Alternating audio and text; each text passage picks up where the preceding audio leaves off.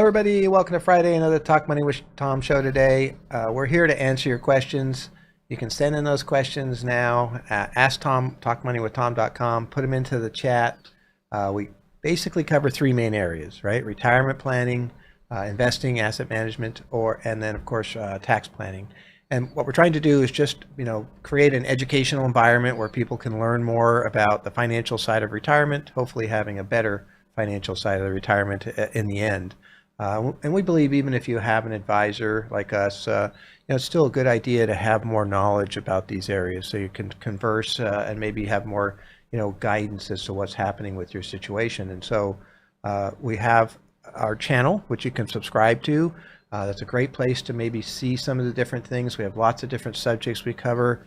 We put out a lot of these questions that come up as videos, do video every day on what's happening with the market. So you watch some of these and you'll be able to maybe glean onto some things that might help you.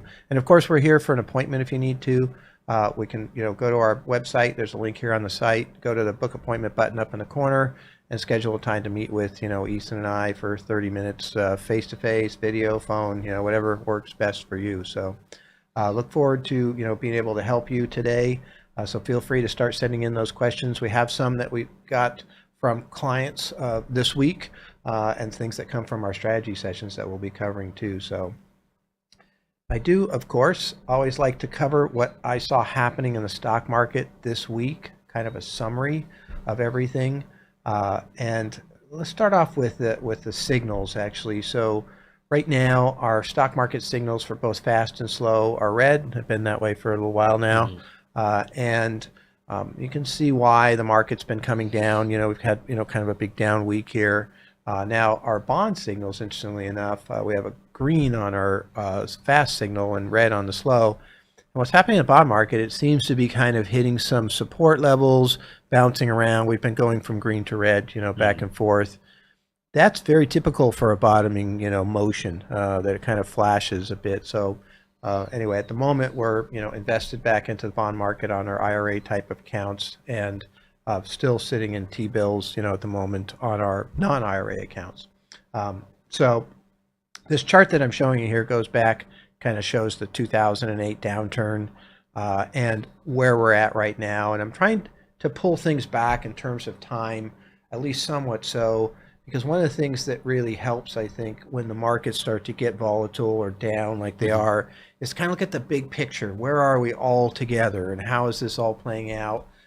Because there's a tendency for all of us to attach different news things. So, for example, right now, the earnings, in my opinion, have been pretty good. I mean, Amazon reported after hours yesterday, 13% increase in revenues with $143 billion of revenues for the quarter. I mean, that's a big jump for a big company.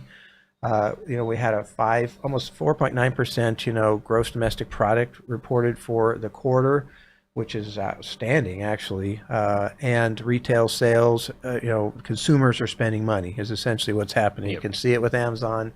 And Microsoft had great numbers. Meta had great numbers. And, in some cases, I thought Google had pretty good numbers, but then they had, a couple of areas like cloud computing and AI where they underperformed. And then, of course, guidance, what they say they see coming in the future quarters tends to be kind of a rough one sometimes. So good news in this environment can kind of be bad news. Yeah. So when you get a 4.9% gross domestic product, that's actually really good news. I mean, that kind of pushes out a recession even farther off, in my opinion.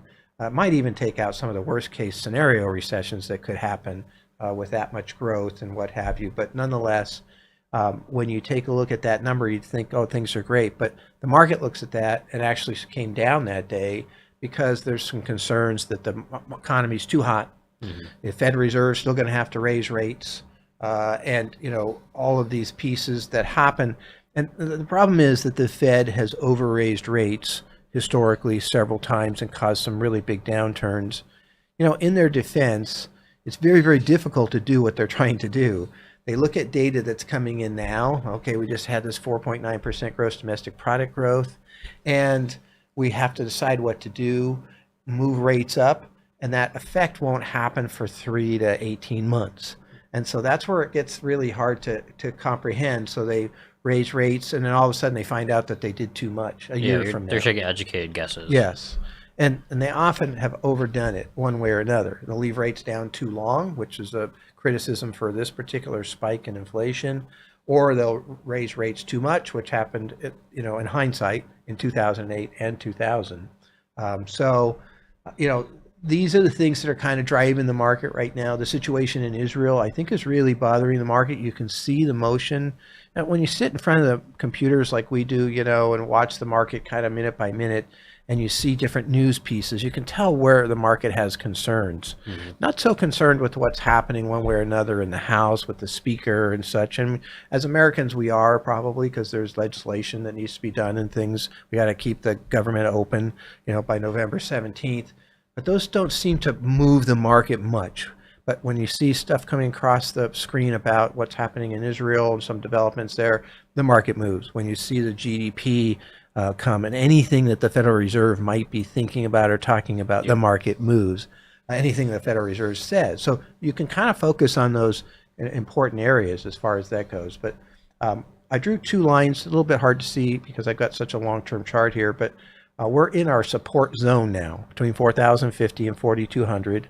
And so this is where we're going to kind of see if we can hold. All right. We have, had this great run up since last October.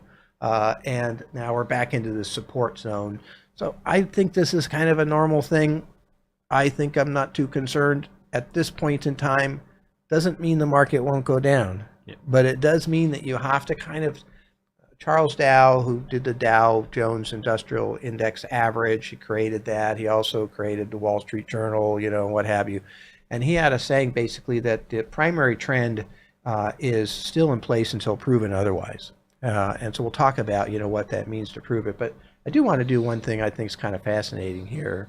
And maybe we can clear off that weekly summary thing there too, just real quick. There we go. So this is going from the very bottom of 2009. So the 2008 downturn. The March 9th, 2009 was the bottom of that big downturn, 57% from high to low. And the red line in the middle there is what's called a regression line. So it's essentially taking all of the data points and finding a line that fits the best amongst those data points, right? The blue bar on top is the upward channel, and the kind of pink or red bar on the bottom is the down channel. And so those are two standard deviations above or below the red line, what we call the baseline, the regression line. If we look at that, first of all, that line is going right through all of these data points, is kind of the best fit, and we are almost right at it right now. We're just barely below it. Yep. And so what that means to me when we look at this is the market is where it should be, right? It shouldn't have been below like it was in 2020. That was an extreme downturn, rightfully so, big pandemic. It shouldn't have been above, right? I mean, we're talking 2 standard deviations. That's above 2 standard deviations. That's way out there. So it's too hot, too far, too fast. That red line sort of has like a pull. Things are going to come back to that red line.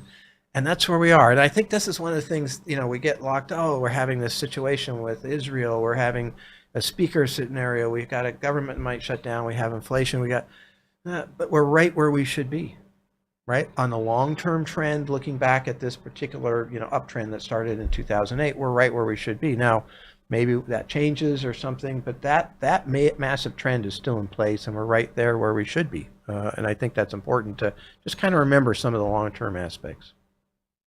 All right, and so looking at what Charles Dow would look at in terms of what the primary trend is, what they look at is, are the highs higher or lower than each other? So last year, all the highs were lower, one after another, like 4 in a row. And so that's a primary downtrend, okay? Are the lows higher, right? That would be a primary uptrend. And so I circled the lows, 1, 2, 3, 4, where we are now. Yeah, we're still in a primary uptrend, okay? Now I'll add some other pieces. This is, moving averages didn't exist in the 1880s. That was more of a 1950s and 60s is where you really read about it a lot. The blue line there is the 200-day moving average. So one of the things that I look at is what direction is that 200-day moving average going, right? Just for trend direction. So when it's going up, I'll consider that one of the check marks to say, hey, this is a major trend is up. The primary trend is up. So it's still going up.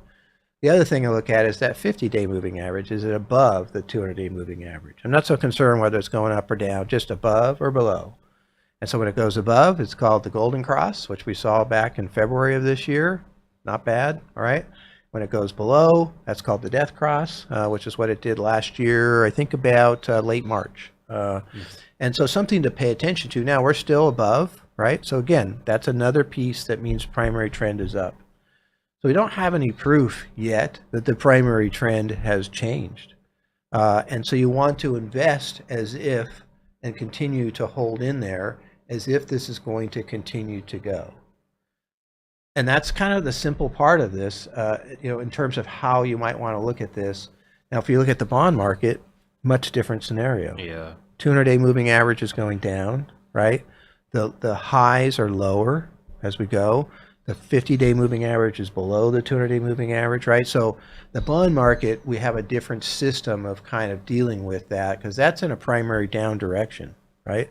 We might move back in, but we'll move back out pretty quickly. We're trying to find a bottom. We'll see what happens. Maybe we get it. If we don't, we get back out and wait for the next bottom. And we kind of come in and out much more so when we're in a primary down market. And when we're in a primary up market, we want to kind of stay in there. Because one thing that will happen when things do recover, if they bounces out of what we're dealing with now, we could get a very strong bounce. Yep. And so if you're out, you could miss 5% very quickly. I'm not sure this is going to happen. And one thing I want to make very clear, I'm not saying that I think the stock market is going to go up from here. I don't make those predictions because I find that predictions are a really poor way to invest. Mm-hmm. What I do is I look at it and I want the market to kind of prove things to me before I react to that. And so right now, I think anybody in their right mind would have some concerns. We're 10% down off of the high that we set back in July, but that concern shouldn't raise to the level of panic. Mm-hmm. And so it sort of is for the market. We're getting this big stretch to the downside. We're stretching right into the support zone. We've got a very heavy bearish sentiment. People are, answering these surveys. The fear and greed index is extreme fear. Yep. And that's when you want things to be purchased, not sold, on average. Last week we talked about the B of A index, which goes from 0 to 10, and when it's below 2, which it was 1.9. The average rate of return is 5.4% over the next 3 months.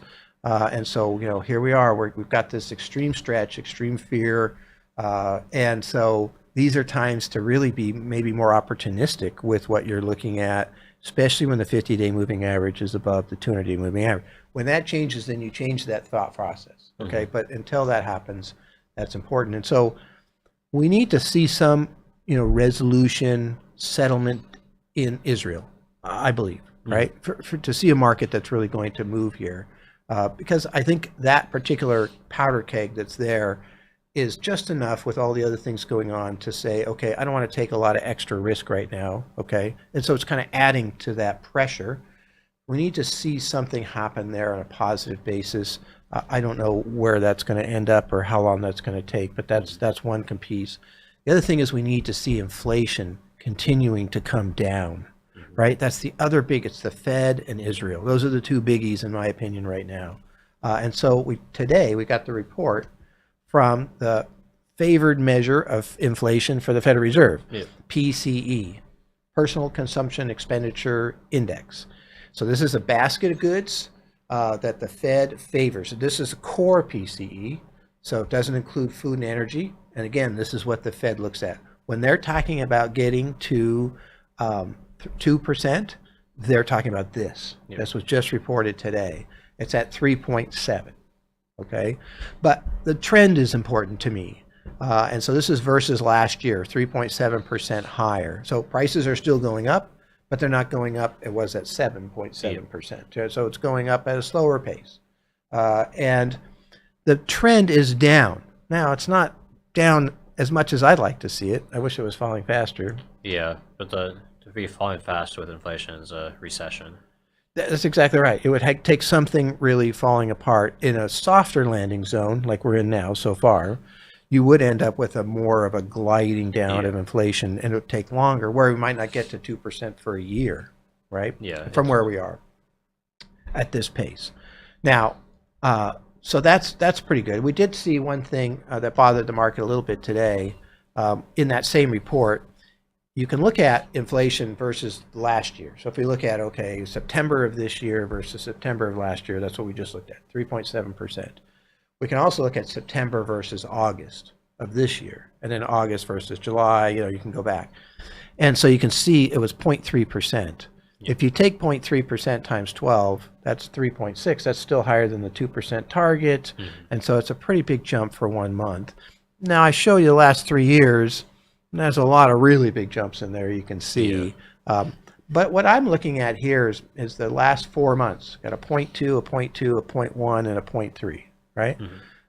If you take those, add them up, and multiply them times 3, because 4 months get to 12 months, that's 2.4%. So right now, if we keep doing what we just did the last 4 months for the next 8 months, we're at the target for what the Federal Reserve wants. Kind of fits into that 12-month timeline where inflation might get back down with the soft landing scenario. So it's kind of amazing to me. I mean, this whole thing that's happening right now with the market coming down, the negativity, you can see it. I mean, you get some really good earnings reports. You get maybe a decent move on that one stock, but no carry through to the rest of the market. When things are positive, you often get carry through to the rest of the market. When things are negative, you'll hear more about like Ford struggling, because their strike or what have you. The negative stuff negative's always there, positive's always there. Market's going down, everybody's emphasizing the negative.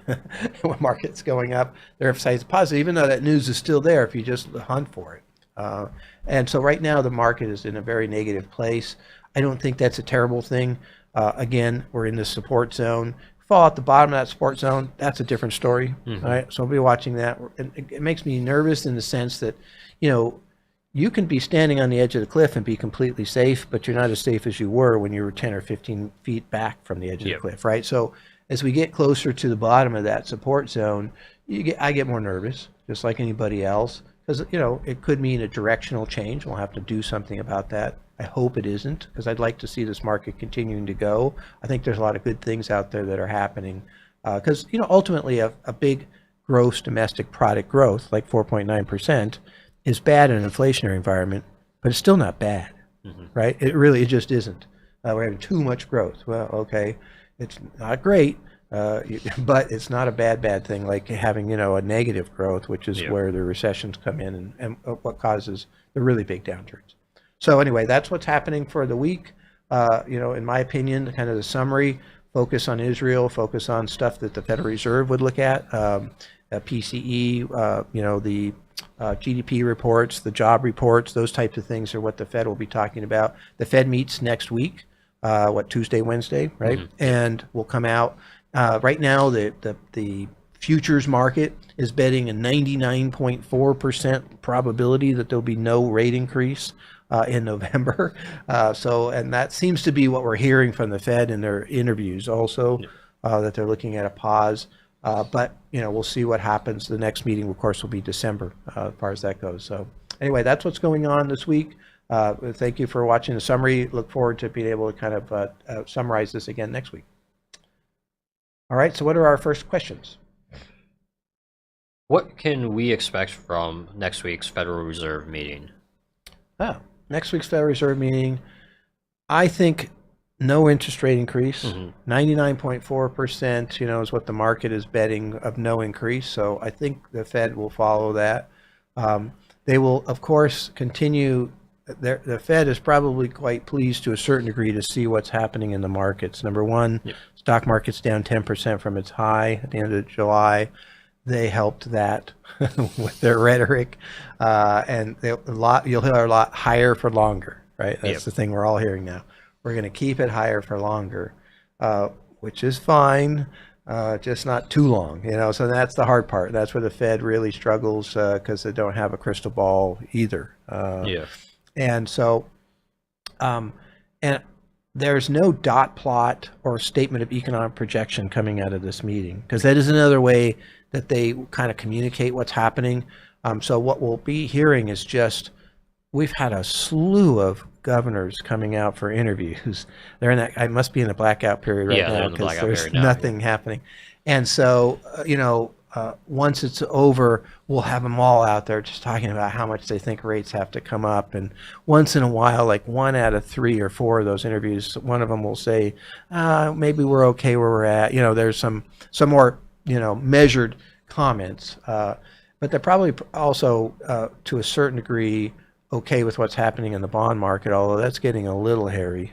Yeah, with yields going up, the Fed doesn't have to actually raise the rates as long as yields stay elevated in a sense. Yeah, if you see, mortgage rates going up, you see the 10-year Treasury rate going up, and all those things, then that's restrictive on economic growth already. They don't have to raise rates to make that happen, as far as that goes. It does increase the borrowing costs for the government because they're having to issue these treasuries at those higher rates, which I think is kind of interesting. That's one of the things that doesn't get talked about very much. But so actually, I guess I would love to hear some more comments from the Fed chairman next Wednesday when he does his question and answer about the bond market, what they're seeing, what the Treasury's seeing, what's some of the causes behind the deterioration of the values of the bond market. I think would be interesting to hear about. So that's probably what we'll be hearing about, and some of those things during the Fed meeting.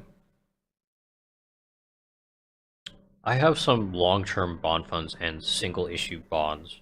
Should I keep holding them even though they're performing so poorly, or should I just sell them at this point, cut my losses, and move to something short-term? Okay, so let me describe what those are just real quick. So a long-term bond fund means there's a grouping, a basket, a collection of long-term bonds all in one portfolio. You buy it under one ticker symbol. You can buy it as a mutual fund. You can buy it as an exchange-traded fund. They're very similar, just different in the way that they trade and what And they usually have some sort of commonality. So like a long-term bond fund will be anything plus 10-year duration. Yeah, so maybe it has, all bond. It could be all government. It could be corporate. It could be a mixture, whatever it is. But, the question was long-term. So more sensitive to interest rate changes and much more fluctuation. You get far enough out on the Treasury spectrum, that moves as much as stocks. Yeah. Right? The EDV, the Extended Duration Vanguard Treasury ETF, I think it has a standard deviation that's actually slightly higher than the S&P 500. So, it's more of a stock trading mechanism. And so obviously that doesn't have a maturity date. So the price can keep coming down if the market continues to struggle. Yeah, you're making more yield, but you're losing more on the price depreciation, and so you're losing altogether. A single issue bond would be like one Treasury bond or one bond at Ford or wherever, right? And the advantage of those is that although the price can fluctuate, when they come due, you're going to get what's called par value, which is usually $1,000 a bond, right? And so even if it's worth 700 now, if you hold on to it, it'll be worth 1,000 in the end. And so we have a green signal right now on our fast signal, and on our bond market. And so I would be interested at this point in kind of holding on to my long-term bonds until that turned to red, which could happen tomorrow. We've been getting it flashing back and forth, but there is a shot here. We're right at a very heavy support point.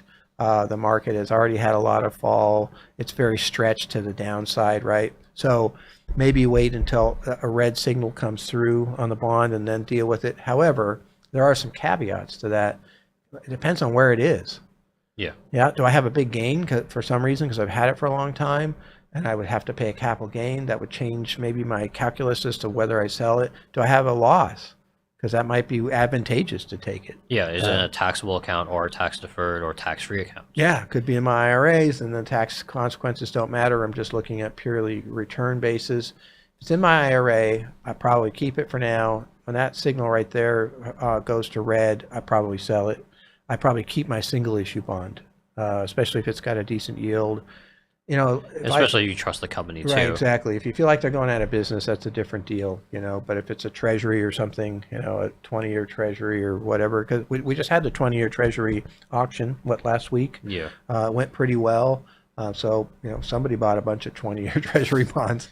And so anyway, that, you know, that might be worth keeping around as far as that goes. You know, long term, if you look at the bond market as a whole, we had a massive run up in the 2020 bubble, and then, you know, a big downturn right back to where we were, right? So it looks like a horrible market, but everybody forgot how good it was prior to that. Yeah, that 2020 run was Yeah, massive. so it's just like, you know, for years we were going kind of sideways with the price. We went straight up and kind of across, and now we've come straight back down. We're really back to where we were price-wise prior to the pandemic. I don't see that as a terrible thing. That's pretty normal. I wouldn't worry about it too much, but because I think we're there. I saw a couple of articles talking about the bond market and how you look at future expectations. So 10-year expectations for inflation is at about 2.43%. And there's a factor that you multiply. And so 10-year treasury should be about 5.17 to 5.4. And we're just now hitting like 5. So it might be a little bit more yield gain. When the yield goes up, the price goes down, right? So, you know, but I think we're pretty close to where we should be for this inflationary environment. If things change and we get back to a scenario where inflation gets really hot again, which I do still consider, and I've been talking about this for months, the bigger threat. It's a bigger threat for reinflating, you know, inflation than it is for a recession, in my opinion, and that's proven to be true. Recession, nobody's talking about anymore. They're now talking about reinflating inflation, which is what I was talking about back in May. I still think you can kind of feel it. Things are kind of hot. You know, it's kind of interesting how many people don't believe that, but look at the consumer spending, and it's going pretty well. Yeah. And job market's really tight. Unemployment's low. Lots of new jobs being created. Lots of new jobs still open. What is it? 8.4 million jobs open, 9.9 something. Yeah. Forgot that number. But, you know, so things aren't too bad. And of course, that's why you want to watch that bond market closely for a little while here and see if how this plays out. All right. So as earnings season continues, do earnings reports have an effect on the broader market in general? When the market is in a positive mood and an upward motion, you will often see, at least in, you know, for the last 8 quarters. In the last 8 quarters, more than 70% of the companies on the S&P 500 have exceeded their expectations for what the analysts thought that they would report, and including this quarter. And the earnings are doing quite well, really, overall. We can pick and choose and find some bad stuff, find some bad guidance, not that hard to find. But it's more the market mood. And so I think the market's more concerned with Israel than the earnings right now. I think the market's more concerned with this kind of hot GDP, Federal Reserve higher for longer than it is with the earnings right now. Ultimately, earnings play out, right? Long term. Growth and earnings are very, very correlated to the growth in the stock market. And so, you know, we've seen earnings seasons that have been catalysts to move the market forward, but it was already kind of moving forward. And so we're not seeing that now. So I wouldn't say it's the number one thing in the short term that moves the market. Might move that company. We did see, you know, NVIDIA's number, back in May was just so ridiculous. And they did so well. Yeah. The whole market went up. And boy, by the end of June, I think the NASDAQ was up 40% for the year. Year to date, that's not going to hold. That's why we're having this downturn. That's why we started talking about, right at that point in time, hey, the market's going to consolidate. It's going to come backwards here. It's way stretched out to the upside. And that's exactly what's happened. And so, again, yes, we're in a downturn, but please remember that we were in a giant upturn before that. You know, so it all kind of works out. We're still on the long-term regression line. You know, all these things here, got to keep kind of a balanced approach to investing is what we're talking about, at least mentally. Understand the positive sides to go with all the negative. Negative's easy to find. Come to us for the positive side. All right, what do we have? What's next? So why is a tax-deferred account better than a taxable account? Isn't capital gains generally lower than my ordinary income rate? Yeah, this is an interesting question. So let's say you have $10,000. And you can put that $10,000 into your 401k. right, at work. Or you can take the money and put it into a taxable account. Yep. Okay. If you want to do a true apples to apples comparison, you can't say we got 10,000 in each account, because in order to get 10,000 into a taxable account, we had to pay taxes on that 10,000. Yep.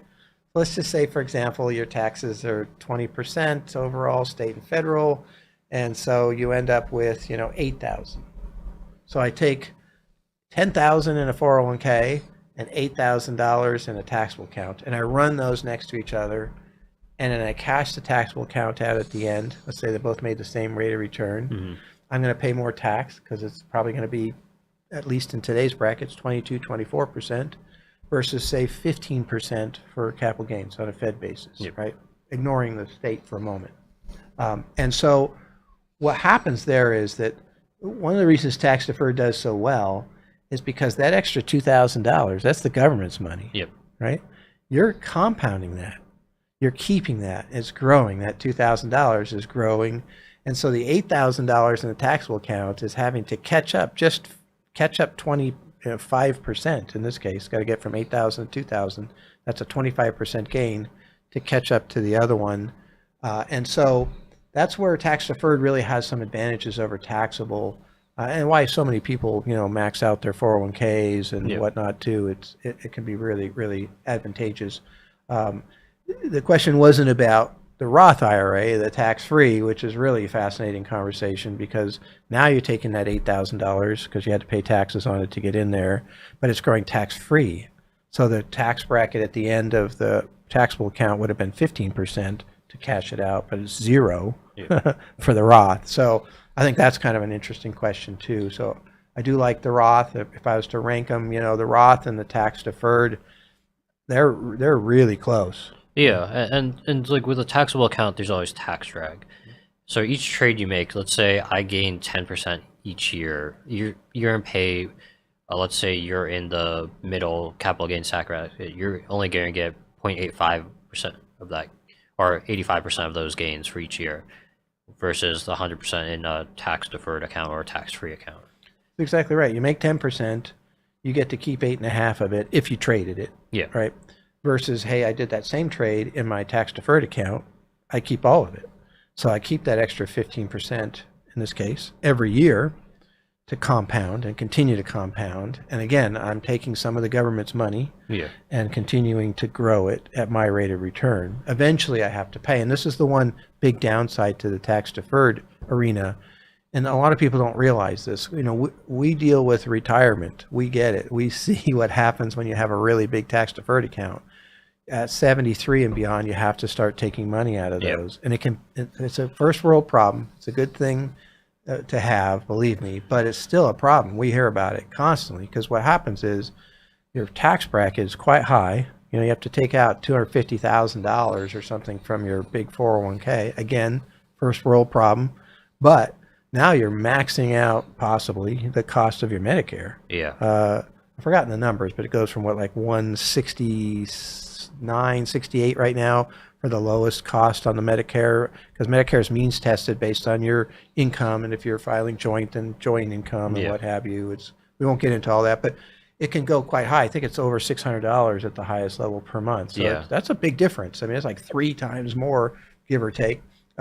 So what we see is these clients, they're in their early 70s and they're having to take these huge chunks of money out and thinking, wow, what I should have done something differently. So that's where the Roth 401k comes into play too. So again, different conversation, but and one thing to think about also is what stage of life are you in too? Because in a taxable, most of the time, if you're in a later stage of life, you probably don't have taxable accounts you can put into. But let's say you could.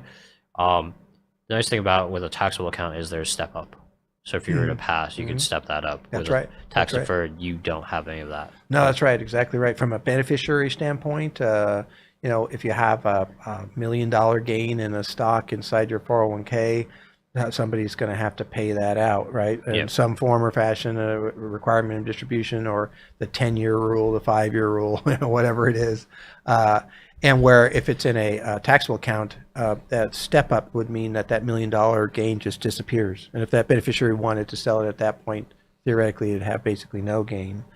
So that's That's a huge advantage to a taxable account in that regard. Unfortunately, the price is somebody has to pass away for that to happen, so it's not a great planning technique, but it is something to think about if you're really concerned about your entire estate and trying to get that to some beneficiaries. There's some, again, depends on your goals. There's some advantages to that. So good point. Can I use tax credits for a Roth conversion? So tax credits. Okay, so we had a client that was asking this question, is where this came from, and he was being offered a solar system, and basically was going to get tax credits. And the salesperson mentioned that you could use those credits to offset the taxes on a Roth conversion. So a tax credit is basically, money in the bank. If I get a $10,000 tax credit because I bought some solar equipment, I don't have to pay $10,000 worth of taxes, right? So what I can do is I can go over to my IRA and say, okay, I'm going to withdraw enough from my IRA and roll it into a Roth IRA to create $10,000 worth of tax, right? Which is going to be roughly 4 times. So I could take 40,000, give 24% bracket, maybe something in that neighborhood, maybe 50,000, something in there. I could move that over to my Roth, create this $10,000 worth of taxable income, and have it offset and have no taxes. I get my solar system, and I get $40,000 to $50,000 in my Roth IRA, growing tax free. So that's the thought process behind that. I don't really have any problem with that. I mean, obviously, you can just take the money in a way, right?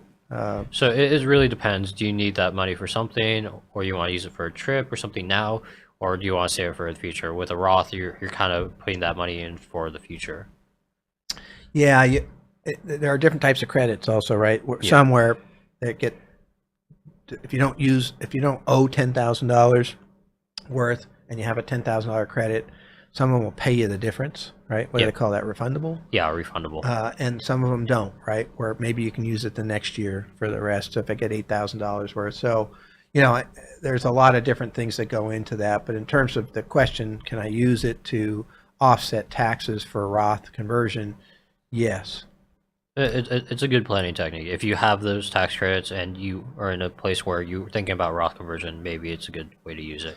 Yeah, exactly. You always got to keep in mind that the Roth has that 5-year window that you have to keep it in there for 5 years. So it has to be money that you don't need for a little while. If it's going to go tax free, personally, you should definitely have a 5-year outlook anyway, because that's really the power of it, is that long term. But you can't get to the money within that 5-year period without making it taxable. Those gains be taxable instead of tax free. So, those are some things to consider. And whatnot, but it really it's a pretty cool concept. The whole conversion process is something that everybody should be at least somewhat familiar with, because I think it's one of the more powerful aspects of what you can do for yourself. So, why is the media predicting a rebound in inflation? Like, what are they kind of like looking to conclude this? Well, I tell you, one of the things that I see a lot is, it was a pretty dramatic event what happened in the late 70s and the early 80s, right? Well, if you look back to, kind of the late 60s, inflation's picking up, the Federal Reserve's kind of doing what they're doing now, going along, and then they kind of eased up, and then inflation just got out of control. And so we have this pattern, really out of control. Like the Federal Reserve, Fed funds rate right now is 5.25 to 5.5, right? It got to 19% under Volcker, I think in 80 or 81 or 79. Anyway, one of those time frames. The Fed funds rate was 19%. So think about that. That's pretty dramatic, and this is something that people remember. So that's the first part of it, is that it's happened before. It was dramatic. Now, there's some things that caused that, with oil especially going nuts. Went from $4 to $40 a barrel, kind of in that 7-8 year time period there, which would be like us going from $90 to $900 a barrel. That would be dramatic. You'd remember. So that's the first part. There's this core memory that's very dramatic that's out there. Secondly, things are pretty good. That's the problem. We really need things to kind of slow down. Consumer spending continues to go. Yeah. And there's some signs here and there that it's starting to slow down. That's not a bad thing because we need to have that come down. But the gross domestic product just got reported at 4.9% for the quarter. Yeah. That's a big number. It can always be revised down or Yes, up, so yeah. like it's not fixed. Yeah, exactly. Sometimes the revisions are kind of dramatic too. It's kind of like, why did they bother with the first one? Some of these job reports that come out on the Friday big job report that comes out for the previous month, they'll then show the revisions for the last couple months. They're pretty big. Yeah. So they're estimating, I guess, up front, and it takes time to really get the better data in there. But so yeah, I think that the market is seeing all this good news in the media as possible bad news because the Federal Reserve, might be looking at that, raising rates, but it could cause inflation. So when you see a lot of new jobs created, you would say, okay, that's tightening up the job market. And when you tighten it up, you end up with a higher pay. And we're not really seeing that yet, but it could come. Yeah. And we're seeing strikes, and some of those strikes are resulting in pretty significant increases in pay in the contract. Eventually those things come through as price, so they call it the wage price spiral. The wages go up, prices have to go up, and then people need more money, to buy those things. Yeah. So then the wages need to go up, and then the prices go up, and so it's a spiral that just continues to go, and that's what happened in the late 70s. Yeah, and the only way to 80s. break it is a recession, essentially. Yeah, is what you got they to did. break the economy. That's why they raised it to 19% on the Fed funds rate. And so we're not seeing that yet. But we are seeing some precursors potentially to that, and just in the sense that, there's a lot of job openings, right? Way more job openings than there are people looking for a job. Yeah. And, they may not be the job everybody wants. That's probably why they're still out there, because a lot of job openings right now are in that kind of leisure, entertainment, restaurant, type jobs and such too. It's not as much these high-paying white-collar jobs. Yeah, or they're super specialized. There's Yeah. a lot of openings in super specialized Yeah, that's fields. right. That always is the case where they just, maybe it's AI or whatever it might be that, where people are really interested in getting into that area. There just aren't enough people out there that can do it. So, yeah, I think that's, what the media is looking at. I don't agree with it. Inflation has been coming down. I think that the demand is up. I think we're dealing with pent-up demand that comes from the pandemic. I think it's the same type of thing that came from the Roaring '20s coming out of that pandemic. But what we're not seeing is the increased supply. So they see the jobs, lots of new jobs, as a bad thing. I don't see it as a bad thing because one of our tight areas of inflation is the service sector, and people make the service sector go. You need more people to bring down the cost of your goods versus the demands that are coming in. So I think that things are a lot better than people think they are. It could turn. That could be different, very soon. But what we've seen so far, because the media was really worried about it even a year ago, and the inflation continues to come down. And that's because even though the demand is still fairly high, the supply has been picking up too. China's finally getting back online, right? I mean, you've got a pandemic overhang here we're still dealing with. It's not over yet. And so I think that there's, the supply continues to come on. We're okay. If it doesn't, then, we'll have to deal with that. But that's not what's happening so far. So, all right. Well, that's our show for today. Some really good questions. Feel free to send in questions during the week. We actually won't be here next week, but we will be here in 2 weeks. So 2 weeks from now, we can answer those questions. Love to have some time to take a look at them, pull up some charts, and give you a really, kind of researched answer. You send that in to Ask Tom at talkmoneywithtom.com. Obviously, you can, subscribe to our channel, look at the videos, and go through, hit the bell button. You'll get notified whenever we put anything new on there, and then you can just kind of watch those and start kind of look at it like a class and start to learn here. I think the more that you understand about the finances in your retirement, whether you're in retirement now or looking forward to retirement, the more relaxed you'll be. That's why we started, this channel started really putting out content on the 22nd of March, 2020, right in the middle of the heart of the big downturn. And it was just designed to kind of point out what was happening that was going on that we thought was good and to create an educational environment so people could get to a spot where, they felt better about what was going on. If you don't understand something, it's easier to get nervous about it, right? And so the more we know, the better. And okay, and then lastly, of course, you feel free to meet with Ethan and I. We have a book appointment button up on the corner of our website. You can set up a time to meet with us, video, phone, face to face, whatever works for you. So I want to thank everybody coming so much. Again, we'll be back in a couple weeks. Look forward to seeing you then. Thank you very much.